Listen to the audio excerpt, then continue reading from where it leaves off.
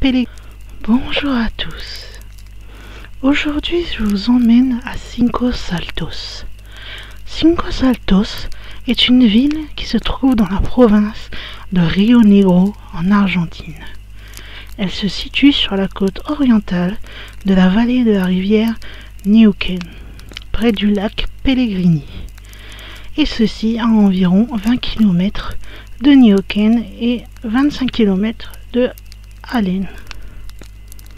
Le nom Cinco Saltos, qui veut dire 5 cascades, fait référence aux 5 étapes au niveau du canal. La ville est également connue comme la ville des sorcières, en raison de ses rapports avec des activités de sorcellerie. Les premiers colons sont arrivés sur cette île en 1914. Au début, le plan de la ville a été fait dans la région au nord de la voie ferrée. Mais en 1918, les inondations ont couvert de nombreux terrains. Le 16 septembre 1925 a été formé le comité de développement du village. Pendant les premières années, la ville n'a pas eu d'endroit sûr pour se soigner. Et ce n'est qu'en 1960 qu'un hôpital a été ouvert en milieu rural.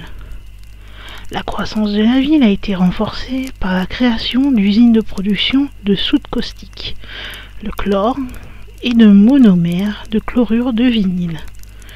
Et en 1992, la société a déposé le bilan.